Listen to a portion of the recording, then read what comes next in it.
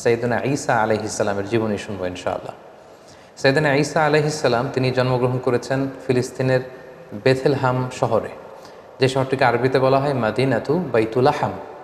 আবার কোনো কোনো ঐতিহাসিক বলেছেন যে তিনি নাজারেত সিটিতে জন্মগ্রহণ করেছেন, যেটাকে আরবিতে বলা হয় মাদিনাতুন নাসেরা। তবে বেথেলহাম শহরের ব্যাপারেই বেশিরভাগ ঐতিহাসিক মতামত পেশ করেছেন। কিন্তু কোরআন আল কারীমে সুনির্ধারিতভাবে ওনার জন্মস্থানের কথা বলা হয়নি, বরং বলা হয়েছে বাইতুল মুকাদ্দাস থেকে একটা রিমোট এরিয়াতে, দূরবর্তী কোনো একটা জায়গায়, যেটা সারাউন্ডেড বাই ডেই ট্রিজ, খেজুর গাছ দ্বারা বেষ্টিত, এরকম কোনো একটি জায়গায় আল্লাহ নবী ঈসা আলাইহিস সালাম জন্মগ্রহণ করেছেন। আমরা ওনাকে চিনি আল্লাহ নবী ঈসা হিসেবে অথবা ঈসা রুহুল্লাহ হিসেবে, কিন্তু খ্রিস্টান সম্প্রদায় তারা ঈসা আলাইহিস সালামকে জেসাস ক্রাইস্ট বলে থাকে, যেটাকে বাংলায় যীশু খ্রিস্ট বলা হয়। কালামুল্লাহ মাজিদে ঈসা আলাইহিস সালামের অনেকগুলো নাম উল্লেখ হয়েছে। কোরআন কখনো কখনো ওনাকে অ্যাড্রেস করেছে আল মাসিহ বলে, কখনো উল্লেখ করেছে ঈসা ইবনু মারিয়াম বলে, কখনো রূহ বলে, এবং মাঝে মাঝে কালিমাতুহু বলে। আল মাসিহ বলা হয়েছে এজন্য কারণ আরবিতে মাসাহা ইয়ামসাহু মানে টাচ করা, মাসেহ করা, মেসেজ করা। ঈসা আলাইহিস সালাম মেসেজ করে দিলে কিছু অবাক ঘটনা ঘটতো, সেগুলো আমরা সামনে শুনবো। আবার কখনো বলা হয়েছে ঈসা ইবনু মারিয়াম, মারিয়ামের সন্তান ঈসা, যেহেতু ওনার পিতা ছিল না। কখনো বলা হয়েছে রূহ মানে স্পিরিট, আল্লাহ তাআলা স্পেশাল স্পিরিট এখানে দিয়েছিলেন। আবার কখনো বলা হয়েছে কালিমাতুহু, আল্লাহর বিশেষ কালিমা। তিনি পৃথিবীতে পিতা ছাড়া জন্মগ্রহণ করেছেন। আমরা জানি যে সাধারণত আমাদের প্রত্যেকের মা আছে, বাবা আছে, বাবা এবং মায়ের মাধ্যমে আমরা পৃথিবীতে এসেছি, কিন্তু তিনি পৃথিবীতে একমাত্র মানব যিনি শুধুমাত্র মায়ের গর্ভ থেকে এসেছেন, পিতার সংস্পর্শ ছাড়া। ওনার পিতা ছিল না, এবং তিনি বনী ইসরায়েলের সর্বশেষ নবী। এবং ওনার প্রতি আল্লাহ তাআলা ইনজিল কিতাব নাজিল করেছেন। আমরা জানি যে প্রসিদ্ধ 4টি আসমানি কিতাব রয়েছে, এর মধ্যে ইনজিল হচ্ছে অন্যতম। তাওরাত, জাবুর, ইনজিল এবং কোরআন। তো ওনার কাছে ইনজিল নাজিল হয়েছে, যেটাকে খ্রিস্টান কমিউনিটি এটাকে বাইবেল বলে বা গসপেল বলে থাকে। এবং তিনি হচ্ছে 5জন উলুল আজমি মিনার রসুল আছে, যারা দৃঢ় প্রত্যয়ী, খুবই দৃঢ় প্রত্যয়ের অধিকারী 5জন নবী, তাদের মধ্যে থেকে তিনি একজন। তারা হচ্ছেন নূহ আলাইহিস সালাম, ইব্রাহিম আলাইহিস সালাম, মূসা আলাইহিস সালাম এবং এই ঈসা আলাইহিস সালাম, এবং আমাদের প্রিয় নবী মুহাম্মদ রাসূলুল্লাহ সাল্লাল্লাহু আলাইহি ওয়াসাল্লাম। এবং তিনি একমাত্র নবী যিনি এখনও ইন্তেকাল করেননি, তিনি এখনও বেঁচে আছেন। আল্লাহ তাআলা বিশেষ কুদরতে ওনাকে আকাশে তুলে নিয়েছেন। তিনি একটা সময় শেষে, শেষ জামানায়, কিয়ামতের অদ্যাবধি পূর্বে, আগ মুহূর্তে পৃথিবীতে আসবেন। ইমাম মাহাদির নেতৃত্বে তিনি গোটা বিশ্বে সাম্য, শান্তি, ভালোবাসা, ইসলাম এটা প্রতিষ্ঠা করবেন, এবং স্বাভাবিকভাবে অন্যান্য নবীদের মতো তিনি পৃথিবীতে ইন্তেকাল করবেন।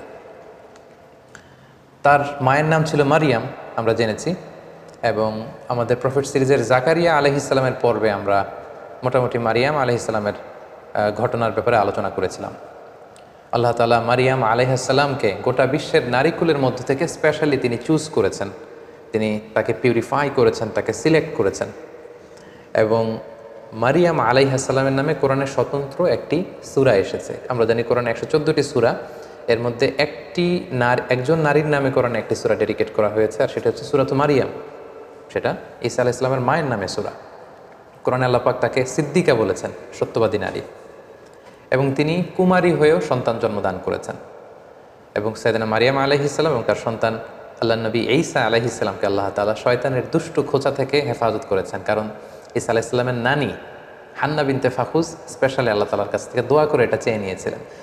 কোনো নিউবর্ন বেবি যখন পৃথিবীতে আসে, শয়তান তাকে খোঁচা দেয়, তখন বাচ্চাটা ওয়া ওয়া করে কেঁদে ওঠে। এটা ঘটেনি শুধু মারিয়াম আলাইহিস সালামের ক্ষেত্রে এবং আল্লাহ নবী ঈসা আলাইহিস সালামের ক্ষেত্রে। সম্মানিত সুধী, আল্লাহ নবী ঈসা আলাইহিস সালামের জন্মটাই একটা মিরাকেল, তার জন্মটাই একটা মুআজিজা। কারণ আমরা পৃথিবীতে বাবা মায়ের মাধ্যমে এই দুনিয়ার বুকে এসেছি, কিন্তু আল্লাহ নবী ঈসা আলাইহিস সালাম পিতা ছাড়া কেবলমাত্র মায়ের মাধ্যমে দুনিয়াতে এসেছেন। কিভাবে তিনি এসেছেন, তার জন্মের ঘটনাটা কেমন ছিল, বিস্তারিতভাবে আল্লাহ তাআলা সূরা মারিয়ামে উল্লেখ করেছেন। আমরা সরাসরি কোরআনে ফিরে যাই, তাহলে আমরা বুঝতে পারবো যে কোরআন আমাদেরকে কি জানাচ্ছে। সূরা মারিয়ামে আল্লাহ তাআলা ইরশাদ করেছেন, ওয়াজকুর ফিল কিতাবি মারইয়ামা ইদিন তাবাদাত মিন আহলিহা মাকানান শারকিয়া। মানে হে নবী, আমাদের রাসূলকে আল্লাহ তাআলা উদ্দেশ্য করে বলছেন, হে নবী, আপনি এই কোরআনে মারিয়ামের কথা উল্লেখ করুন, যে পূর্ব দিকে, তার ফ্যামিলি থেকে পূর্ব দিকে কোনো একটা জায়গায় গিয়েছিল। ফাত্তাখাযাত মিন দুনিহিম হিজাবান, সে হয়তো গোসলের কাজে বা ব্যক্তিগত কোনো কাজে হেজাব দিয়ে চারদিকে পর্দা টাঙিয়ে কোনো একটা কাজ করছিল। ফা আরসালনা ইলাইহা রূহানা, ঠিক ওই মুহূর্তে আমি জিবরাইল আলাইহিস সালামকে পাঠালাম। নির্জন একটা এলাকা, তিনি একাকী কাজ করছিলেন। হঠাৎ আল্লাহ তাআলা তার ফেরেশতা জিবরাইল আলাইহিস সালামকে পাঠালেন। ফাতামাসসালা লাহা বাশারান সাবিয়্যা, এবং জিবরাইল আলাইহিস সালাম মানুষের আকৃতিতে তার সামনে যে উপস্থিত হলো। মারিয়াম আলাইহিস সালাম দেখে ভয় পেয়ে গেলেন। ক্বালা, তিনি বললেন, ইন্নী আউযু বির-রহমানি মিনকা ইন কুনতা তাকিয়া, অর্থাৎ আমি তোমার ব্যাপারে আল্লাহর কাছে পানাহা চাই যদি তুমি আল্লাহকে ভয় করো। সাবধান, তুমি আমার সামনে এসো না, তুমি পুরুষ মানুষ, তুমি এখানে কি করছো, এখানে কেন এসেছো? ক্বালা, সাইয়েদনা জিবরাইল আলাইহিস সালাম বললেন, ইন্নামা আনা রাসূলু রাব্বিকি লিআহাবা লাকি গুলামান যাকিয়া, অর্থাৎ মারিয়াম ভয় নেই, আমি সাধারণ মানুষ নই, আমি আল্লাহর ফেরেশতা, আল্লাহর পাঠানো অ্যাঞ্জেল, ফেরেশতা। আমি এসেছি তোমাকে একটা গোলামান জাকিয়া, পবিত্র সন্তান গিফট করবার জন্য। একথা শুনে তো মারিয়াম আলাইহিস সালাম আতকে উঠলেন। তিনি বললেন, ক্বালাত আন্না ইয়াকুনু লি গোলাম, আমার কি করে সন্তান হবে? ওয়ালাম ইয়ামসাসনি বাশার, কোনো মানুষ তো আমাকে, কোনো পুরুষ তো আমাকে স্পর্শ করেনি। সন্তান হতে হলে তো আগে বিয়ে করতে হবে, নারী পুরুষের দৈহিক মিলন হতে হবে, পৃথিবীর যেই ন্যাচারাল সিস্টেম, এবং সেই পদ্ধতিতে একটা সার্টেন পিরিয়ড শেষে আমার হয়তো সন্তান হবে। তো আমি তো বিয়েই করিনি, আমি তো কুমারী, এবং কোনো পুরুষ আমাকে কখনো স্পর্শ করেনি। আর ওয়ালাম আকু বাগিয়া, আমি তো ব্যভিচারিণীও নই, আমি তো এমন নষ্টা ভ্রষ্টা নারী নই যে আমি পরপুরুষের সাথে কোনো ধরনের ব্যভিচারে লিপ্ত হয়েছে কিংবা অপকর্ম করেছি, ফলে তার মাধ্যমে আমার সন্তান, আমার গর্ভে সন্তান আসবে, এটা তো সম্ভব নয়। কিভাবে হবে? ক্বালা, জিবরাইল আলাইহিস সালাম বললেন, কাযালিকি, এমনিই হবে।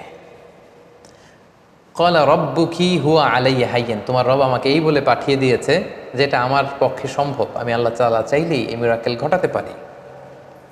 ওয়ালি নাজআলাহু আয়াতান লিন্নাস, আল্লাহ তাআলা বলেন যে এটা আমি করতে চাই যাতে করে তার সন্তানকে গোটা বিশ্বের জন্য আমি একটা নিদর্শন করে রাখতে পারি। ওয়া রাহমাতাম মিন্না, আমার পক্ষ থেকে রহমত স্বরূপ। ওয়া কানা আমরাম মাকদিয়া, আর মারিয়াম তুমি বিচলিত হয়ে লাভ নেই, এটা ডিসাইডেড, আল্লাহ তাআলার সিদ্ধান্ত হয়ে গিয়েছে। আমরাম মাকদিয়া, জাস্ট এখন এটা প্লে হবে, আল্লাহ তাআলা ডিসাইড করেছেন এমনটা ঘটাবেন এবং এমনটা ঘটবে। ফাহামালাতহু ফান্তাবাযাত বিহি মাকানান কসিয়া, এবং মুহূর্তের মধ্যেই সাইয়েদনা মারিয়াম আলাইহিস সালাম তিনি প্রেগনেন্ট হয়ে গেলেন। মুহাসসিরিন ইকরাম বলেছেন যে জিবরাইল আলাইহিস সালাম একটা ফু দিলেন, সেটা মারিয়াম আলাইহিস সালামের জামার পকেটের ভেতর দিয়ে মারিয়াম আলাইহিস সালামের গর্ভের ভেতরে টাচ করলো, এবং এটা ছিল একটা special spirit, breathed into it, Allah তাআলা স্পেশাল একটা রুহের ফুৎকার দিয়েছেন, এবং সেই রুহের ফুৎকার যখন মারিয়াম আলাইহিস সালামের গর্ভে চলে গেল, তিনি প্রেগনেন্ট হয়ে গেলেন। সুবহানাল্লাহি বিহামদি। ফান্তাবাযাত বিহি মাকানান কসিয়া, তিনি লজ্জায় এলাকার কোনো লোকের সামনে যাতে না পড়ে যান, তিনি দূরবর্তী একটা স্থানে গেলেন, এবং সেই স্থানটাই বর্তমানে বেথলহাম সিটি নামে পরিচিত, আরবিতে যেটাকে বলা হয় মাদিনাতু বাইতুল লাহাম, কারণ তিনি লজ্জা অনুভব করছিলেন। এবং ঈসা আলাইহিস সালামের জন্মটা যেহেতু মিরাকেল, ওনার এই প্রেগনেন্সি পিরিয়ডটাও মিরাকেল। সাধারণত বেবি যখন কেউ কনসিভ করে, কোনো নারী, তার 9 মাস 10 মাস একটা সময়, সার্টেন পিরিয়ড অফ টাইম তাকে এই প্রেগনেন্সি পিরিয়ডকে পার করতে, তখন তার বেবি ডেলিভারি হয়। কিন্তু যেহেতু এটা ছিল আল্লাহর মিরাকেল, মুহূর্তেই তিনি গর্ভবতী হয়েছেন। একজন 9 মাসের পরিপূর্ণ প্রেগনেন্ট পিরিয়ডকে পার করেছে একজন নারীর দেহাবয়ব যেমন, দেখতে যেমন, দূর থেকে দেখলেই বোঝা যায় যে তিনি গর্ভধারিণী। মারিয়াম আলাইহিস সালামের অবস্থাটা মুহূর্তের মধ্যে আল্লাহ তাআলার এই মিরাকেলে, এই মুআজিজার মাধ্যমে এরকম হয়ে গেল। তিনি আতঙ্কিত হলেন, তিনি ভয় পেলেন, অন্য কারো সামনে যাতে তিনি পরে লজ্জিত হতে না হয়, তিনি এলাকা ছেড়ে মাকানান কসিয়া, সেই বেথলহাম সিটিতে চলে গেলেন, এবং সেখানে খেজুর বেষ্টিত একটা এলাকা ছিল। ফাআজাআহাল মাখাদু ইলা জিজআইন নাখলা, তো ওনার পেইন আসলো, প্রচণ্ড ব্যথা, সন্তান জন্মদানের যে পেইন হয়, এটা তাকে একটা খেজুর গাছের গোড়ায় নিয়ে আসলো। তিনি সহ্য করতে না পেরে সেখানে বসলেন।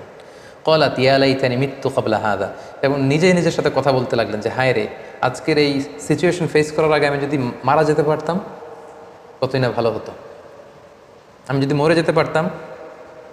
ওয়া কুনতু নাসিয়াম মানসিয়া, অথবা আমি যদি মানুষ থেকে বিস্মৃত হয়ে যেতে পারতাম, অর্থাৎ মারিয়াম নামে একজন লোক ছিল পৃথিবীতে, এটা যদি সবাই ভুলে যেত তাহলে কতই না ভালো হতো, তাহলে তো আমি লজ্জিত হওয়া লাগতো না।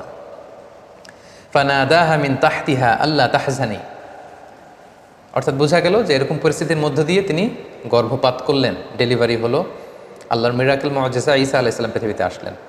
মুহূর্তেই ফানাদাহা মিন তাহতিহা, তার নিচ থেকে একটা আওয়াজ আসলো যে আল্লাহ তাহজানি, হে মারিয়াম তুমি চিন্তিত হয়েও না। কদ জাআলা রাব্বুকি তাহতাকি সারিয়া, এই তো দেখো তোমার পায়ের নিচ দিয়ে একটা স্রোতস্বিনী ঝর্ণাধারা প্রবাহিত হচ্ছে। সুবহানাল্লাহ। এবং আল্লাহ বললেন ওয়া হুজ্জি ইলাইকি বিজিযইন নাখলাতি তুসাকিতু আলাইকি রুতাবান জানিয়া, হে মারিয়াম তুমি খেজুরের ডালা ধরে টান দাও, তাহলে দেখবে যে উপর থেকে খেজুর গাছ থেকে টসটসে সুমিষ্ট পরিপক্ক পাকা খেজুর নিচে পড়বে, এবং ওই খেজুর তুমি খাও। ফাকুলি ওয়াশরাবি, তুমি খাও পান করো, ওয়াকর্রি আইনা, আর এই তোমার নবজাতক সন্তানের দিকে তাকিয়ে তোমার চোখ জুড়াও, দেখো কত ফুটফুটে চমৎকার সন্তান আমি তোমাকে দিয়েছি। ইম্মা তারাইন্না মিনাল বাশারি আহাদান, কোনো মানুষ যদি দেখো আমি তোমাকে পলিসি বাতলে দিচ্ছি, তুমি কি করবে? ফাকুলি ইন্নি নাদারতু লিররহমানি সাওমা ফালান উকাল্লিমাল ইয়াউমা ইনসিয়া, তুমি ইঙ্গিতে বলো যে আমি রোজা রেখেছি, আমি কারোর সাথে কথা বলবো না।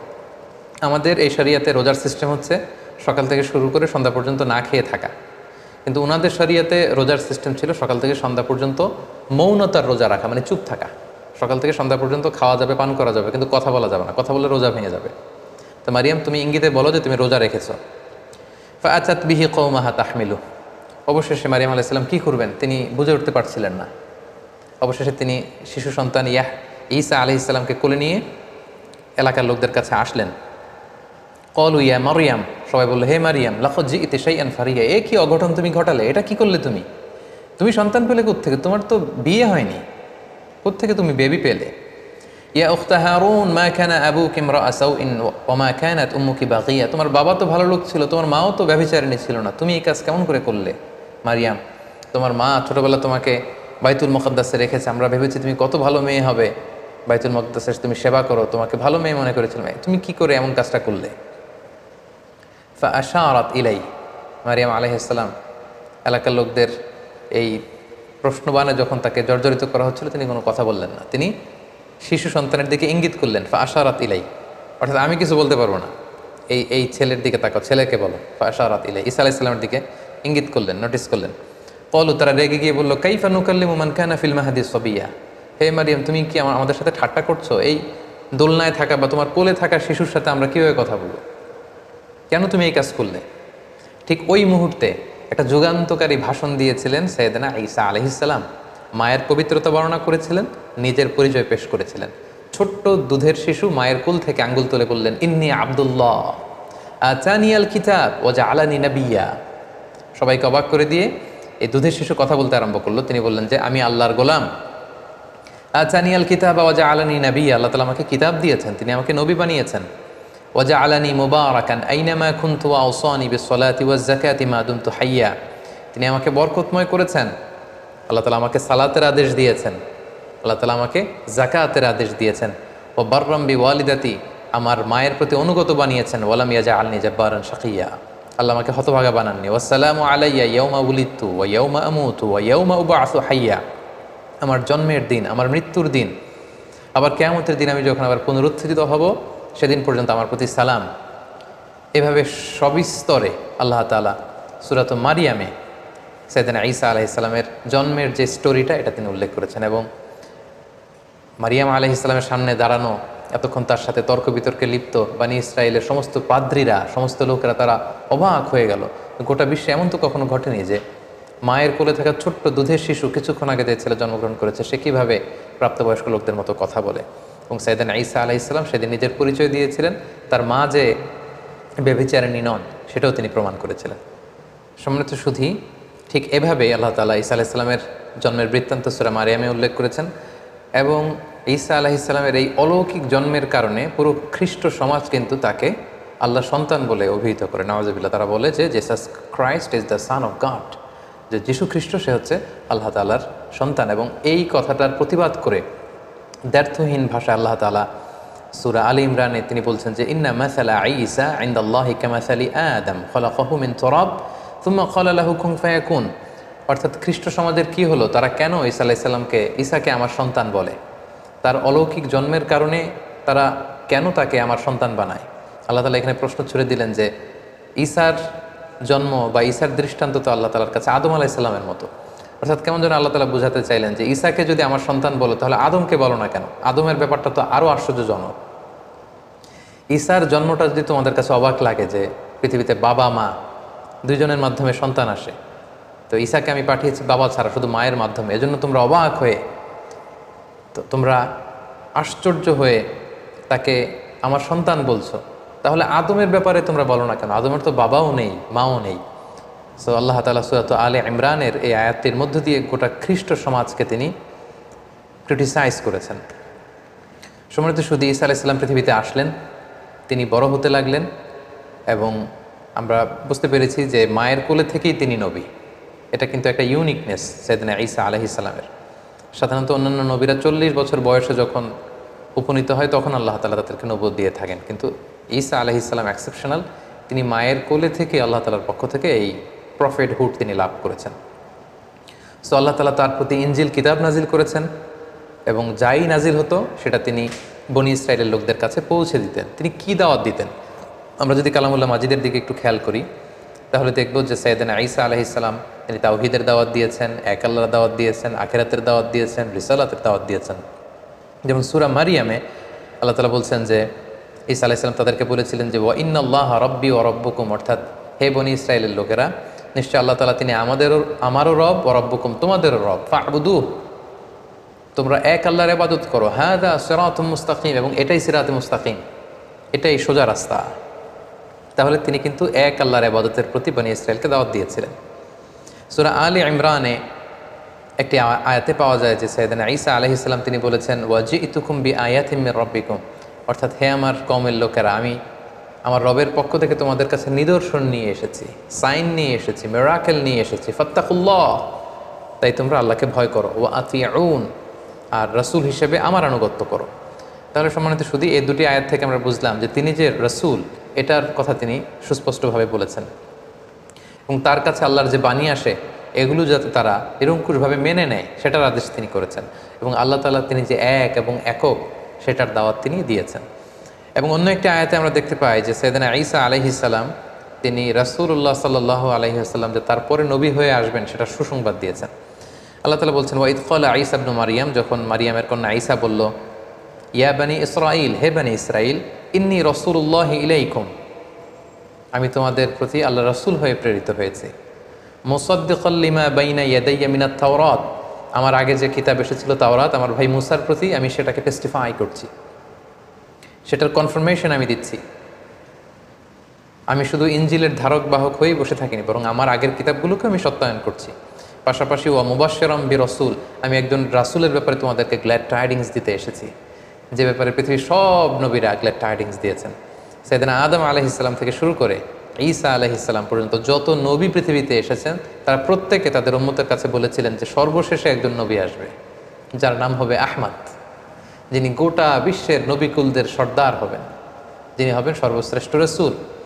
এবং সেটার সর্বশেষ সুসংবাদটা সাইয়েদনা ঈসা আলাইহিস সালামের মাধ্যমে আল্লাহ তাআলা পাঠিয়েছেন, কারণ ওনার পরপরই আল্লাহ রাসূল সাল্লাল্লাহু আলাইহি ওয়াসাল্লাম পৃথিবীতে এসেছেন। তো তিনি বলেছেন ওয়া মুবাশশিরাম বিরাসূল, হে বনি ইসরাঈল, আমি তোমাদেরকে একজন রাসূলের সুসংবাদ দিচ্ছি, ইয়াতি মিন বাদি, he will come after me, আমার পরপরই সে আসবে, ইসমুহু আহমদ, আর তার নাম হবে আহমদ। আমরা জানি যে আল্লাহ রাসূল সাল্লাল্লাহু আলাইহি ওয়াসাল্লামের অনেকগুলো নাম ছিল, চমৎকার চমৎকার নাম। এর মধ্যে উল্লেখযোগ্য দুটি নাম হচ্ছে, একটি হচ্ছে মুহাম্মদ, আরেকটি হচ্ছে আহমদ সাল্লাল্লাহু আলাইহি ওয়াসাল্লাম। ফালাম্মা জাআহুম বিল বাইয়িনাত, এরপর নবুয়তির প্রমাণ হিসেবে বনি ইসরায়েলের লোকদের কাছে আল্লাহ নবী ঈসা আলাইহিস সালাম যখন বাইয়িনাত নিয়ে আসলেন, অর্থাৎ মুজিজা নিয়ে আসলেন, ক্বালু হাযা সিহরুম মুবিন, তারা বলল এগুলো জাদু, হে ঈসা তুমি তো জাদুকর, তুমি অনেক বড় ম্যাজিশিয়ান, তোমার এই কথা আমরা বিশ্বাস করি না। এবং সম্মানিত শুধু আমরা তো সাইয়েদনা আদম থেকে শুরু করে অনেক নবীর ঘটনা স্টোরি আমরা শুনেছি আমাদের এই প্রফেট সিরিজে, আমরা প্রায় দেখেছি যে নবীরা যখন মুজিজা নিয়ে আসতো এটাকে এলাকার লোকেরা জাদু বলে উড়িয়ে দিত। তো এখন আমরা জানবো যে সাইয়েদনা ঈসা আলাইহিস সালামকে আল্লাহ তাআলা কি কি মুজিজা দিয়েছিলেন। সম্মানিত শুধু আপনারা শুনলে অবাক হবেন যে তিনি এমন কিছু অনন্য মুজিজা তার এলাকাবাসীদেরকে দেখিয়েছিলেন যেটা দেখে লোকজন অবাক হয়ে গিয়েছিল। তার একটি মুজিজা ছিল, তিনি মাটি দিয়ে পাখি বানাতেন, পাখি বানিয়ে সে মাটির পাখিতে ফু দিলে সেই পাখি জীবন্ত হয়ে উড়ে চলে যেত। আন্নী আখলুকু লাকুম মিনাত তিন কাহাইয়াতিত তায়রি ফাআনফুখু ফি, ফু দিতেন ফায়াকুনু তায়রাম বিইذনিল্লাহ, আল্লাহর আদেশে মাটি দিয়ে কাদা দিয়ে বানানো পাখি জীবন্ত পাখি হয়ে উড়ে চলে যেত। সুবহানাল্লাহ। তারপর ওয়া উবরিউল আকমাহা, কোনো অন্ধ রোগী, রাতকানা দিনকানা দৃষ্টি প্রতিবন্ধী কোনো লোকের চোখে যখন আল্লাহ নবী ঈসা আলাইহিস সালাম হাত বুলিয়ে দিতেন মুহূর্তে লোকটা দৃষ্টিশক্তি ফিরে পেত। এজন্য ওনাকে বলা হতো মাসিহ, ওনার টাচ, এই টাচের স্পর্শের মধ্যে একটা আলাদা বারাকা ছিল। ওয়াল আবরসা, ধবল রোগী, শ্বেতরোগী, কুষ্ঠরোগী যাদের স্কিন ডিজিজ আছে তাদের গায়ে হাত বুলিয়ে দিলে মুহূর্তে ওই অসুস্থ ব্যক্তি সুস্থ হয়ে যেত। ওয়া ওহিল মাউথা বি ইদনিল্লাহ, মৃত লাশের সামনে দাঁড়িয়ে যখন ঈসা আলাইহিস সালাম বলতেন কুম বি ইদনিল্লাহ, দাঁড়াও, মুহূর্তে মৃত লাশ জীবিত হয়ে দাঁড়িয়ে যেত। ওয়া উনাব্বিউকুম বিমা তাআকুলুন, এবং লোকদের সাথে দেখা হলে উনি বলতে পারতেন যে কে কি খেয়ে এসেছে বাসা থেকে। তিনি বলতেন তুমি এটা দিয়ে ব্রেকফাস্ট করে এসেছো, তুমি এটা দিয়ে লাঞ্চ করে এসেছো, তুমি রাতে এটা খেয়ে এসেছো। লোকজন অবাক হয়ে যেত ওনার কথা শুনে। ওয়ামা তাদাখিরুনা ফি বুয়ুতিকুম, এবং তিনি বলে দিতে পারতেন কার ঘরে কি আছে, কে কার সিন্ধুকে কি জমা রেখেছে, গোপন হিডেন ট্রেজারের ভিতরে কোথায় কি আছে উনি সব বলে দিতেন। এগুলো শুনে লোকজন অবাক হয়ে যেত, এবং যাদের হেদায়েত নসিবে ছিল তারা ঈমান এনেছিল। সম্মানিত শুধু এগুলো ছিল আল্লাহ নবী ঈসা আলাইহিস সালামের প্রতি আল্লাহ তাআলার প্রেরিত বিশেষ কিছু মিরাকেল, মুজিজা। এবং আমরা জানি নবীদেরকে নবুয়তের প্রমাণ হিসেবে আল্লাহ মুজিজা দিয়ে থাকেন, এবং যে সময়ে যে জিনিসের প্রচার প্রসার ওই এলাকায় প্রসিদ্ধি বেশি আল্লাহ ওই মুজিজা দিয়েছেন। যেমন রাসূল সাল্লাল্লাহু আলাইহি ওয়াসাল্লামের সময়ে আরবি সাহিত্যের খুব উৎকর্ষতা সাধিত হয়েছিল, ফলে কোরআনকে আল্লাহ এমন উন্নত মানের লিটারেচার করে, সাহিত্য মানে সমৃদ্ধ করে আল্লাহ পাঠিয়েছেন, ফলে আরবের বড় বড় সাহিত্যিকরা অবাক হয়েছে যে লাইসা হাযা মিন কালামিল বাশার, কোনো মানুষের কথা এটা হতে পারে না, তারা স্বীকার করেছে। মুসা আলাইহিস সালামের সময় জাদুবিদ্যার প্রসার ছিল, ফলে মুসা আলাইহিস সালামকে এমন লাঠি দিয়েছেন এটা দিয়ে এটা সাপ হয়ে যেত, এটা সাগরে রাখলে রাস্তা হয়ে যেত, লোকজন অবাক হয়ে গিয়েছে। ঈসা আলাইহিস সালামের সময়কালে ফিলিস্তিনে শাম দেশে চিকিৎসা বিদ্যার খুব উৎকর্ষতা সাধিত হয়েছিল, ফলে আল্লাহ তাআলা ঈসা আলাইহিস সালামকে চিকিৎসা বিজ্ঞানের এমন কিছু দান করেছিলেন যেটা দেখে সবাই অ্যাস্টনিশড হয়ে গিয়েছে। কেউ ধবল রোগী, শ্বেতরোগী, কুষ্ঠরোগীকে ভালো করতে পারেন, উনি টাচ করলে ভালো হয়ে যায়। রাত কানা, দিন কানা, অন্ধ, প্রতিবন্ধী, দৃষ্টি প্রতিবন্ধী লোক ভালো হয় না, উনি টাচ করে দিলে ভালো হয়ে যায়। মৃত লাশকে তিনি জীবিত করে ফেলেন, মাটি দিয়ে বানানো পাখিকে ফু দিলে জীবিত হয়ে যায়। আল্লাহ তাআলা এগুলো এজন্যই দান করেছেন যাতে এগুলো দেখে লোকজন বুঝতে পারে যে তিনি সাধারণ কোনো মানুষ নন, তিনি আল্লাহর পাঠানো প্রেরিত রাসূল। তো সাইয়েদনা ঈসা আলাইহিস সালামের এই মুজিজার মাধ্যমে মানুষকে দাওয়াত দিতে লাগলেন, এবং ওনার প্রতি নাজিল হওয়া ইনজিল কিতাবের দাওয়াত তিনি দিতে লাগলেন। কিন্তু আমরা জানি যখনই নবীরা কোনো এলাকায় দাওয়াতি কাজ করেছে তাদের পথটা কণ্টকাকীর্ণ ছিল, কুসুমাস্তীর্ণ ছিল না, তাদের বিরোধিতা করা হতো, তাদের বিরুদ্ধে ষড়যন্ত্র করা হতো, এগুলো মানুষ গ্রহণ করতে চাইতো না। এবং ঈসা আলাইহিস সালামের ক্ষেত্রেও তাই হয়েছে। যখন ঈসা আলাইহিস সালামের কথা লোকজন মানতে আরম্ভ করলো, শুনতে আরম্ভ করলো, তারও বিরোধিতা শুরু হলো। এবং দেখা গেল যে স্বল্প আয়ের যে মানুষগুলো, কৃষক শ্রেণী, জেলে পাড়ার লোকজন, ধোপা যারা আছে, এই সমাজের নিম্ন শ্রেণীর লোকজন আল্লাহ নবী ঈসা আলাইহিস সালামের ফলোয়ার হতে লাগলো। তারা ইনজিল কিতাবের সুমহান বাণী শুনে ঈমান এনে তারা ঈসা আলাইহিস সালামের অনুসারী হয়ে গেল। এবং ঈসা আলাইহিস সালামের খুব কাছের কিছু লোক ছিল, তাদেরকে তিনি হাওয়ারি বলতেন। ঈসা আলাইহিস সালামের সাথীদেরকে বলা হয় হাওয়ারি, আর আমাদের প্রিয় নবী মুহাম্মদ রাসূলুল্লাহ সাল্লাল্লাহু আলাইহি সাল্লামের সাথীদেরকে বলা হয় সাহাবী। তার দল যখন ভারী হতে লাগলো, সত্যের বাণী যখন ঈসা আলাইহিস সালাম প্রচার করতে লাগলেন, তার বিরোধিতাও কিন্তু বনী ইসরায়েলের মধ্যে ঠিক বাড়তে লাগলো। কোনোভাবে ঈসা আলাইহিস সালামকে তারা দমাতে পারছে না, কোনো ষড়যন্ত্রই কাজে আসছে না। তখন তারা ঈসা আলাইহিস সালামের বিরুদ্ধে রটাতে শুরু করলো যে তার মা ছিল জিনাকারিনী, ব্যভিচার করেছে, ফলে বাবা ছাড়া ঈসা পৃথিবীতে এসেছে, তার কথা কেউ শোনো না। এই কথা সবাই রটাতে লাগলো। ঈসা আলাইহিস সালাম মনে খুব ব্যথা পেলেন, তারপরেও তিনি তার মনোবল তিনি হারালেন না, তিনি দাওয়াতি কাজ চালিয়ে যেতে লাগলেন। সব শেষে তারা সাইয়েদনা ঈসা আলাইহিস সালামের ব্যাপারে ধর্ম অবমাননার অভিযোগ দিল। সুবহানাল্লাহ। যুগে যুগে আমরা দেখেছি যে যারাই ধর্মের প্রচারক তাদেরকেই ধর্ম অবমাননার অভিযোগ দেওয়া হয়। সাইয়েদনা ঈসা আলাইহিস সালামের ক্ষেত্রে সেটাই ঘটেছে। যিনি আল্লাহর নবী, যিনি ইনজিল কিতাব নিয়ে এসেছেন, যিনি মানুষকে ধর্ম শিখাচ্ছেন, হোয়াট ইজ রিলিজন তিনি শিখাচ্ছেন, তাকে ধর্ম অবমাননার অভিযোগ দেওয়া হলো। কি বলা হলো? বনী ইসরায়েলরা রটাতে শুরু করলো যে তিনি তাওরাতের বিরুদ্ধে কথা বলছেন, এটা একটা ব্লাসফেমি, তাকে শাস্তি দেওয়া হোক, তার শিরচ্ছেদ করা হোক, তাকে শুলে চড়ানো হোক। এভাবে তারা আল্লাহ নবী ঈসা আলাইহিস সালামের ব্যাপারে ধর্ম অবমাননার অভিযোগ দিলেন যে সে তাওরাত পরিবর্তন করে সে ইনজিল নামে নতুন এক কিতাবের আবির্ভাব ঘটিয়েছে। এবং এই কথা তারা তৎকালীন সময়ের যে অত্যাচারী রাজা কিং হেরোডের কাছে তারা পৌঁছালো, এবং তারা সবাই মিলে চক্রান্ত করে সর্বশেষে তাকে হত্যার ষড়যন্ত্র করল। বনী ইসরায়েলের লোকেরা সাইয়েদনা ঈসা আলাইহিস সালামকে হত্যা করার জন্য চড়াও হলো, এবং তাদের ভাষ্যমতে তারা ঈসা আলাইসাল্লামকে হত্যা করেছে। কিন্তু কালামুল্লাহ মাজিদে পবিত্র কোরআন আল কারিম আল্লাহ তাআলা বলেছেন, না, তোমরা আমার নবী ঈসাকে স্পর্শও করতে পারোনি, তাকে আমি উঠিয়ে নিয়েছি। আল্লাহু আকবার। ঘটনাটা কেমন ছিল? ওনার মৃত্যুর ব্যাপারে নির্ভরযোগ্য দুটি বর্ণনা পাওয়া যায়। একটি বর্ণনা হচ্ছে সাইয়েদনা ঈসা আলাইসাল্লাম সহ তার অনুসারীদেরকে 4000 ইহুদি এসে ঘিরে ফেলল, একটি ঘরে তাদেরকে আবদ্ধ করা হলো।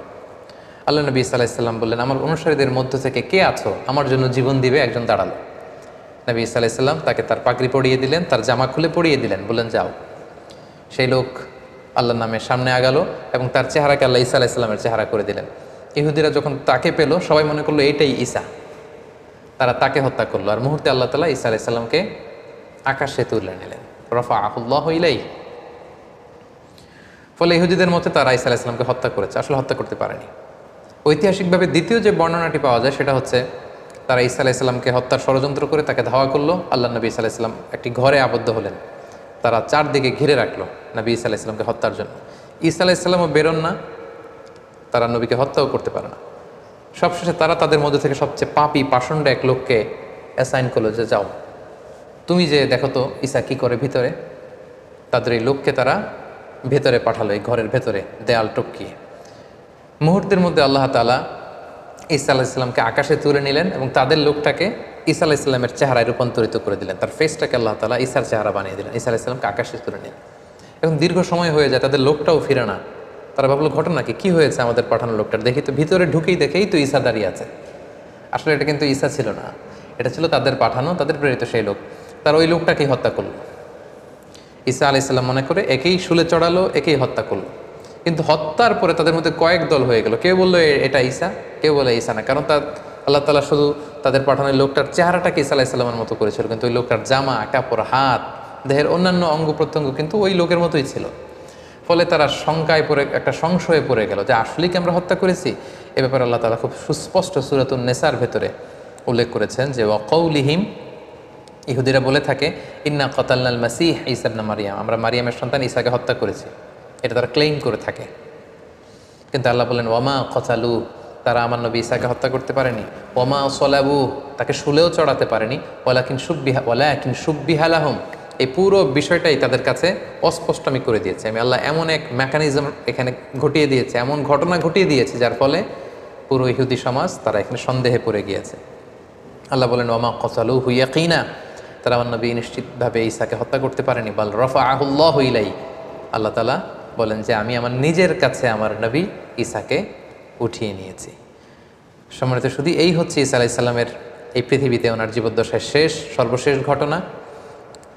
কোরআন আমাদেরকে এটা কনফার্ম করেছে যে ইহুদিরা তাকে হত্যাও করতে পারেনি, ক্রুশেও চড়াতে পারেনি, বরং আল্লাহ তাআলা ঈসা আলাইহিস সালামকে উঠিয়ে নিয়েছেন। এবং প্রিয় নবী মুহাম্মদ রাসূলুল্লাহ সাল্লাল্লাহু আলাইহি ওয়াসাল্লাম আমাদেরকে জানিয়েছেন যে ঈসা আলাইহিস সালাম তিনি ইন্তেকাল করেননি, তিনি একমাত্র নবী যিনি জীবিত আছেন, তিনি আকাশে আছেন এবং শেষ জামানায় তিনি পৃথিবীতে আবার নেমে আসবেন। সহিহ মুসলিমের একটা বর্ণনায় জানা যায় আল্লাহর হাবিব সাল্লাল্লাহু আলাইহি ওয়াসাল্লাম বলেন যে অবশ্যই কিয়ামতের আগে এমন একটা সময় আসবে যখন ঈসা আলাইহিস সালাম আসবেন কিভাবে, হাকামান মুকসিতা, তিনি ন্যায়পরায়ণ শাসক হয়ে আবির্ভূত হবেন। ফায়াকসুরুস সলিব, তিনি যত ক্রুশ, ইংরেজিতে যেটাকে ক্রস বলে, খ্রিস্টানদের একটা রিলিজিয়াস আইকনিক ব্যাপার, এই যত ক্রুশ আছে এই ক্রুশকে তিনি ভেঙে ফেলবেন। ওয়ায়াকুতুলুল খিনজির, তিনি শূকর হত্যা করবেন। ওয়াদাউল জিজিয়া, জিজিয়া ট্যাক্সের সিস্টেম তিনি উঠাবেন। ওয়াফিদুল মাল, গোটা বিশ্বে সম্পদের তারল্য ছড়িয়ে পড়বে, গোটা বিশ্বে তিনি সাম্য, শান্তি, ভ্রাতৃত্ব, ইসলামকে তিনি প্রতিষ্ঠা করবেন। এবং সহিহ মুসলিমের আরেকটি বর্ণনায় নাওয়াস ইবনে সামআনের রাদিয়াল্লাহু তাআলা আনহুর বর্ণিত হাদিস, যেখানে রাসূল ইসলাম দাজ্জালকে নিয়ে বিস্তর আলোচনা করেছেন। সেখানে তিনি বলেছেন যে এই দাজ্জাল যখন পৃথিবীতে ফিতনা ছড়াবে ঠিক তখনই আল্লাহ নবী ঈসা আলাইহিস সালাম এই পৃথিবীতে আগমন করবেন। কোথায়? দামেস্কের, সিরিয়ার রাজধানী দামেস্কের একটা মসজিদে তিনি আসবেন। আমরা জানি যে দামেস্ক শহর এখনও আছে, ইংরেজিতে ড্যামাস্কাস বলে। এই দামেস্ক শহরের একটা আইন্দাল মানারাতিল বাইদা, একটা মসজিদের সাদা মিনারার পাশে তিনি ফেরেশতার পাখায় ভর করে শাঁ করে জমিনে নেমে আসবেন। আসার সাথে সাথেই তখন মুসলিম কমান্ডার যে থাকবে ঈসা আলাইহিস সালামকে বলবেন যে আপনি ইমামতি করুন।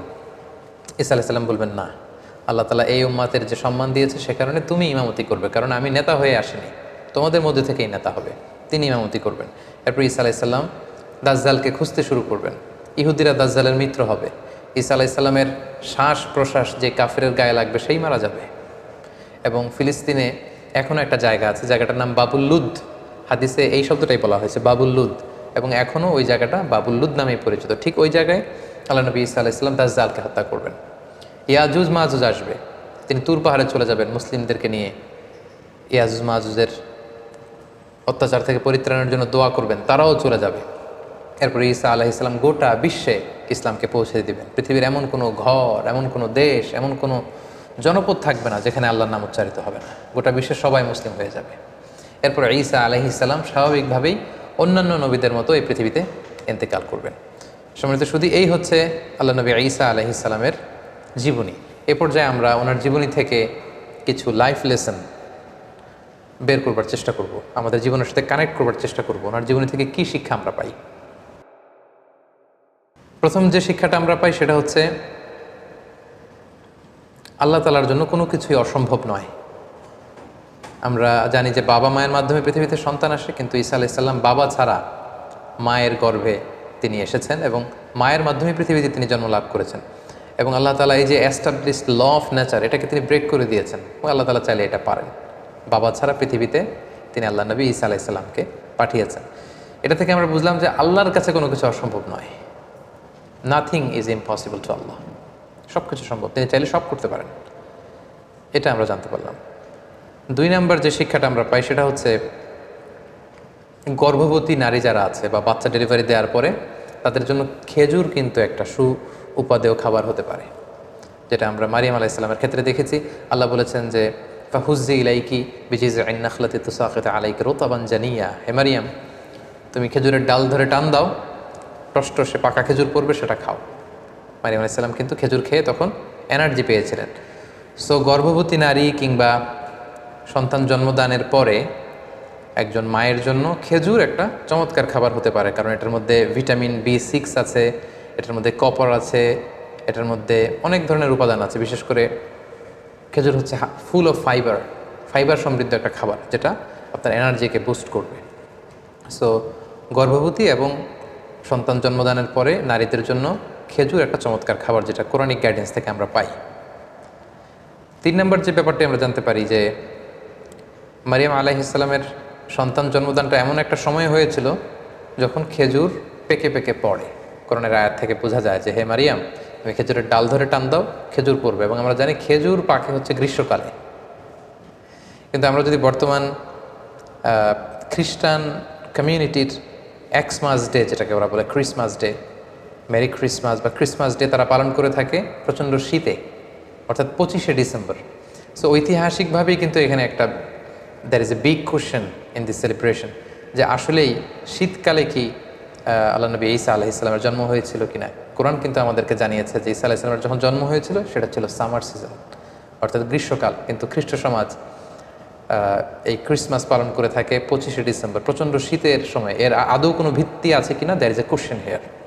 আমরা এখানে কোয়েশ্চেন মার্ক রেখেই সামনে চলে যেতে চাই। আমরা 4 নম্বরে যেটা সাইয়েদনা ঈসা আলাইহিস সালামের জীবনী থেকে শিখলাম সেটা হচ্ছে আল্লাহর নবীরা নিজেকে নবী বলে পরিচয় দেওয়ার আগে তারা নিজেদেরকে আব্দুল্লাহ বা আল্লাহর বান্দা বলে পরিচয় দিতে বেশি স্বাচ্ছন্দ্য বোধ করতেন। যার প্রমাণ আল্লাহ নবী ঈসা আলাইহিস সালাম মায়ের কোলে সর্বপ্রথম নিজের পরিচয় দিয়েছেন এই বলে যে ইন্নী আব্দুল্লাহ, আমি আল্লাহর গোলাম।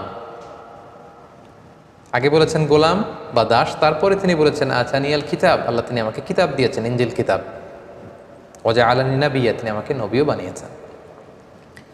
তাহলে নবী পৃথিবীতে সবচাইতে শ্রেষ্ঠ যারা, তারা নিজেদেরকে আল্লাহর দাস, আল্লাহর গোলাম বলতে স্বাচ্ছন্দ্য বোধ করতেন। এবং আল্লাহ রাসূল সাল্লাল্লাহু আলাইহি ওয়াসাল্লাম তিনিও নিজেকে সবসময় আব্দুল্লাহ বা আল্লাহর গোলাম বলে পরিচয় দিতেন। সো আমরা অহংকার করার কোনো সুযোগ কোনো বিশ্বাসীর নেই, বরং বিশ্বাসীরা সবসময় নিজেদেরকে দাস হিসেবে পরিচয় দেয়। আমরা সবাই হচ্ছি কুল্লুনা ইবাদুল্লাহ, আমরা আল্লাহর গোলাম। 5 নম্বর যে শিক্ষাটা আমরা পাই সেটা হচ্ছে আল্লাহ নবী ঈসা আলাইহিস সালাম এবং ওনার মা মারিয়াম আলাইহিস সালাম, ওনারা উভয়ই কিন্তু মানুষ ছিলেন, যেটা মুসলিম ডক্ট্রিনের সাথে, ইসলামী ডক্ট্রিনের সাথে খ্রিস্টান ডক্ট্রিনের একটা পার্থক্য। খ্রিস্টান কমিউনিটি তারা এই দুজনকে, ঈসা আলাইহিস সালামকে বলে যে ঈসা আলাইহিস সালাম ছিল হচ্ছে আল্লাহর সন্তান, আর মারিয়াম আলাইহিস সালামকে তারা ম্যারি বলে। তারা বলে যে ম্যারি হচ্ছে আল্লাহর স্ত্রী। তাদের একদল আবার বলে ম্যারি হচ্ছে আল্লাহর মা। সো কোরআন কিন্তু দ্ব্যর্থহীন কণ্ঠে ঘোষণা করেছে যে তারা উভয়ই মানুষ ছিলেন। ঈসা আলাইহিস সালাম তিনি আল্লাহর বান্দা ছিলেন, মানুষ ছিলেন, মারিয়াম মানুষ ছিলেন। কিন্তু খ্রিস্ট সম্প্রদায় একটা স্পেশাল আইডিওলজিতে তারা বিশ্বাস করে, যেটাকে তারা বলে তৃত্ববাদ, ট্রিনিটি। এবং কোরআন এই ট্রিনিটিকে সুস্পষ্টভাবে নাকচ করেছে। যেমন সূরাতুল মায়েদাতে আমরা দেখি আল্লাহ তাআলা বলছেন, মাল মাসিহু ইবনু মারইয়ামা ইল্লা রাসূল, মারিয়ামের সন্তান ঈসা রাসূল ছাড়া কিছু ছিল না, তিনি একজন রাসূল। কদ খালাত মিন ক্বাবলিহির রুসুল, তার আগে অনেক রাসূল অতিবাহিত হয়েছে, তাদের ধারাবাহিকতায় তিনিও একজন রাসূল। ও উম্মুহু সিদ্দীকা, আর ঈসার মা মারিয়াম সে সত্যবাদী একজন নারী। কানা ইয়াকুলানি তাআম, তারা উভয়ই সাধারণ মানুষদের মতো খাবার খেত, তাদেরও ক্ষুধা লাগতো, তারা খাবার খেত, তারা মানুষের সাথে মিশতো, তারা মানুষ ছিল। তোমরা কি করে এই ট্রিনিটিতে বিশ্বাস করো, তৃত্ববাদে বিশ্বাস করো? তারা বিশ্বাস করে যে আল্লাহিত্ব বা খোদায়িত্ব এটা তিন ভাগে বিভক্ত। একটা পার্ট নিয়ন্ত্রণ করে আল্লাহ, আরেকটা নিয়ন্ত্রণ করে আল্লাহর স্ত্রী ম্যারি, আরেকটা পার্ট নিয়ন্ত্রণ করে আল্লাহর সন্তান জিসাস ক্রাইস্ট। তাদের আরেক দল বলে যে না, এই ডিভাইনিটি এটা তিন ভাগে বিভক্ত। খোদায়িত্বের এক ভাগ হচ্ছে আল্লাহর হাতে, এক ভাগ হচ্ছে জিবরাইল আলাইহিস সালামের হাতে, আরেক ভাগ হচ্ছে সাইয়েদনা ঈসা আলাইহিস সালামের হাতে। কোরআন কিন্তু এগুলোর সুস্পষ্ট বিরোধিতা করে কোরআন জানিয়েছে যে না, ঈসা আলাইহিস সালাম তার মা তারা আল্লাহর গোলাম ছিল এবং তারা মানুষ ছিল। 6 নম্বর যে শিক্ষাটা আমরা পাই সেটা হচ্ছে ঈসা আলাইহিস সালামের প্রতি আমাদের শ্রদ্ধা এবং বিশ্বাসের মধ্য দিয়ে আমাদের মধ্যম পন্থা ফুটে ওঠে। কারণ আল্লাহ তাআলা আমাদেরকে বলেছেন যে উম্মাতান ওয়াসাতা, আমরা হচ্ছে মধ্যমপন্থী উম্মাত। আমরা যদি ঈসা আলাইহিস সালামের ব্যাপারে তাকাই তাহলে দেখব যে ইহুদিরা ওনাকে খাটো করেছে, ছোট করেছে। ইহুদিদের একদল তাকে বলেছে যে তিনি হচ্ছেন ওয়ালাদুজ জিনা, নাউযুবিল্লাহ, অর্থাৎ জিনার সন্তান। মারিয়াম জিনা করেছে, সে জিনার ফসল হচ্ছে ঈসা। ইহুদিরা এইভাবে তাকে অপদস্থ করেছে, ছোট করেছে। আর যদি খ্রিস্টান সম্প্রদায়ের দিকে তাকাই তাহলে দেখব যে তাকে উঠাতে উঠাতে আল্লাহর চেয়ারে নিয়ে বসিয়েছে, নাউযুবিল্লাহ। মানে দুই দলই হচ্ছে মার্জিনালাইজ করেছে। ইহুদিরা তাকে খাটো করে বলেছে তিনি জারদ সন্তান, নাউযুবিল্লাহ। আর খ্রিস্টান সম্প্রদায় যারা এখনও তাকে Jesus Christ is the son of god বলে, গডের সন্তান বলে, তারা উঠাতে উঠাতে উঠাতে আল্লাহর আসনে আসীন করেছে। এই দিক থেকে ঈসা আলাইহিস সালামের প্রতি আমাদের যে শ্রদ্ধা, ভালোবাসা এবং আমাদের যে বিশ্বাস, এই বিশ্বাস দিয়েও কিন্তু প্রমাণিত হয় যে আমরা উম্মাতে মুহাম্মাদি, আমরা হচ্ছি উম্মাতান ওয়াসাতা, মধ্যমপন্থী উম্মত, মডারেট।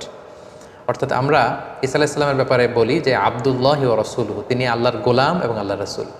আমরা যখন তাকে গোলাম বলি, আল্লাহর দাস বলি, তখন এটা খ্রিস্টানদের রেসপন্স হয়। কারণ খ্রিস্টানরা উঠাতে উঠাতে ওনাকে আল্লাহর পর্যায়ে নিয়েছে। আমরা বলি না উনি আবদুল্লাহ, আল্লাহর গোলাম। আবার আমরা যখন বলি রসুলহু, তিনি আল্লাহর রসুল, তখন এটা জিউস কমিউনিটির জন্য আমাদের পক্ষ থেকে রেসপন্স হয় যে না, তোমরা যে বলছো ওয়ালাদুজ জিনা, জিনার সন্তান না, উনি জিনার সন্তান নয়, উনি হচ্ছেন আল্লাহর সম্মানিত রসুল। সো ওনার প্রতি আমাদের বিশ্বাস হচ্ছে উনি আবদুল্লাহি ওয়া রাসূলু, তিনি আল্লাহর গোলাম, আল্লাহর দাস এবং আল্লাহর প্রেরিত রাসূল। তার প্রতি ইনজিল কিতাব নাজিল হয়েছে, তার মার নামে আল্লাহ সরাসরি একটা কমপ্লিট সূরা কোরআনে ডেডিকেট করেছে। সো যদিও তিনি আমাদের নবী নন, তিনি খ্রিস্টানদের নবী, তারপরে ওনার প্রতি সঠিক বিশ্বাস এবং আকীদা আমরা কোরআনের মাধ্যমে পেয়েছি। তিনি হচ্ছেন আবদুল্লাহি ওয়া রাসূলু। ঈসা আলাইহিস সালামের জীবনী থেকে সর্বশেষ এবং সবচেয়ে গুরুত্বপূর্ণ যে শিক্ষাটা আমরা পাই সেটা হচ্ছে শিরকের গুনাহ আল্লাহ তাআলা কখনো ক্ষমা করেন না। ইন্নাল্লাহা লা ইয়াগফিরু আন ইউশরাকা বিহি ওয়া ইয়াগফিরু মা দুনা যালিকা লিমান ইয়াশা। আল্লাহ শিরকের গুনাহ কখনো ক্ষমা করবেন না, সব ক্ষমা করে দিতে পারেন, তিনি শিরকের গুনাহ ক্ষমা করেন না। কারণ এটা জুলমুন আযীম, অনেক বড় পাপ। আল্লাহর আল্লাহিত্বের ভেতরে, খোদাইত্বের ভেতরে কাউকে বসানো, এটা আল্লাহ তাআলা কখনো বরদাস্ত করেন না, এটা আল্লাহর গায়রাতে লাগে। কিন্তু খ্রিস্টানরা সেটাই করেছে। ওয়াকালাতিন নাসারা, কোরআন বলছে ওয়াকালাতিন নাসারা, নাসারারা বলে মানে খ্রিস্টানরা বলে আল মাসীহ ইবনুল্লাহ, ঈসা মাসীহ উনি নাকি আল্লাহর সন্তান, নাউযুবিল্লাহ। এবং আল্লাহ বলেন লাকাদ কাফারাল্লাযীনা ক্বালু, তারা সুস্পষ্ট কুফরি করেছে যারা বলে ইন্নাল্লাহা সালিসু সালাসা, আল্লাহ তিনের একজন, মানে ট্রিনিটি বা তৃত্ববাদে যারা বিশ্বাস করে তারা কুফরি করেছে। এবং তাদের জন্য কঠিন আযাব, তারা যদি এ থেকে নিবৃত না হয় কঠিন শাস্তি তাদেরকে পেয়ে বসবে। এবং সবচেয়ে মজার ব্যাপার হচ্ছে যে ঈসা আলাইহিস সালামকে কিন্তু আল্লাহ তাআলা কিয়ামতের দিন কঠিন ইন্টারোগেশন করবেন, কঠিন জিজ্ঞাসার মুখোমুখি হবেন। তিনি কিন্তু এর দায়ভার নেবেন না, এবং তিনি তার উম্মাদকে কখনো বলেনও নি যে আমি আল্লাহর সন্তান। তারা নিজেরা এটা বানিয়েছে, বাবা ছাড়া পৃথিবীতে এসেছেন, অবাক তার জন্মের ঘটনা, ফলে তিনি আল্লাহর সন্তান। এটা খ্রিস্টানদের ফেব্রিকেশন, খ্রিস্টানদের বানানো।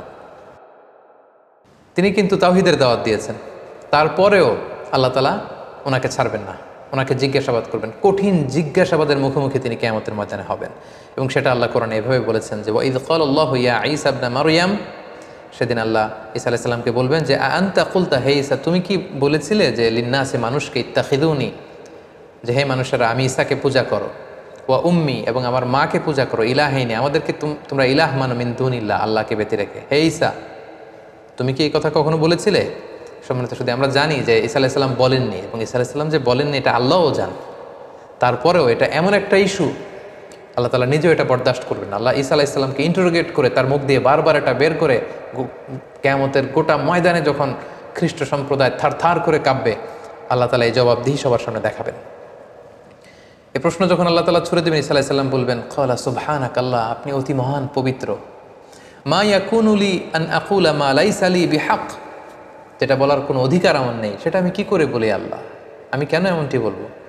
ইন কুনতু কুলতু, আর যদি আমি এমনটি বলেই থাকতাম দুনিয়াতে, ফাকুদ আলিমতা, তাহলে আপনি তো সেটা জানতেন। তাআলামু মা ফি নাফসি, আল্লাহ আমার অন্তরে কি আছে আপনি জানেন। ওয়ালা আ'লামু মা ফি নাফসিক, আপনার অন্তরে কি আছে আমরা জানি না। ইন্নাকা আনতা আল্লামুল গুয়ুব, আপনি অদৃশ্যের খবর রাখেন।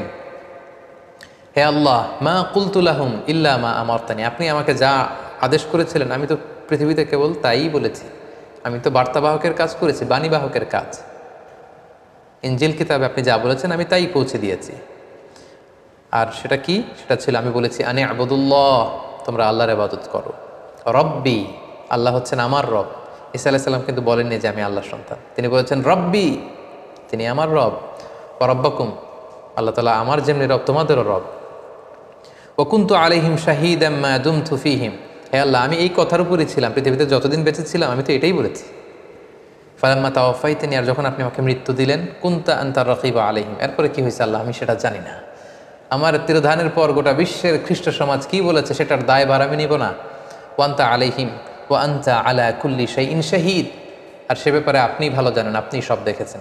সম্মানিত সুধী, দেখেন আমরা যদি এই আয়াতটাকে একটু অ্যানালাইসিস করি তাহলে দেখব যে ঈসা আলাইহিস সালাম কখনো এই শিরকের কথা বলেননি। তিনি কখনো বলেননি আমি আল্লাহর সন্তান, আমার মা ম্যারি বা মারিয়াম আল্লাহর স্ত্রী, কখনো তিনি এই কথা বলেননি। এটা খ্রিস্টানদের বানানো কথা, এবং আল্লাহ তাআলা খুব ভালো করে জানেন যে তিনি বলেননি। তারপরেও এটা আল্লাহর স্ট্যাটাসের বিষয়, এটা আল্লাহর গায়রাতের বিষয়। আল্লাহ গোটা খ্রিস্ট সমাজের সামনে ঈসা আলাইহিস সালামকে দাঁড় করে জিজ্ঞেস করবেন তুমি কি এটা বলেছিলে? এই পরিস্থিতির মধ্যে দিয়ে আল্লাহ বোঝাতে চাইবেন যে হে খ্রিস্ট সমাজ, যে ঈসাকে তোমরা খোদা মনে করতে, তাকে আজ জবাবদিহি করা লাগতেছে আমার সামনে। এবং কিয়ামতের ভয়াবহ যে দৃশ্যটা কতটা ভয়ঙ্কর হবে, ভয়াবহ হবে, সেটাই কিন্তু আল্লাহ তাআলা এই আয়াতের মধ্য দিয়ে আমাদেরকে বুঝিয়ে দিলেন। এবং আল্লাহ বোঝাতে চাইলেন দেখো আমার প্রশ্নের মুখোমুখি হয়ে সাফাই গাইতে যে ঈসা কত অস্থির হয়ে আমাকে উত্তর দিচ্ছে, নানাভাবে সে করজোরে আমার কাছে ক্ষমা চেয়ে বলছে আল্লাহ আমি তো এটা বলিনি, আমি তো এটা বলিনি, আল্লাহ আমি তো এটা বলিনি। এই পরিস্থিতি, এই এক্সপ্রেশন এবং এই আয়াতগুলো থেকে সম্মানিত শুধু আমরা বুঝতে পারি যে শিরকের গুনাহ আল্লাহ তাআলা কখনো ক্ষমা করেন না। এবং কেউ যদি শিরক করে আল্লাহ বলেন লা ইন আশরাকতা, আমার সাথে যদি কাউকে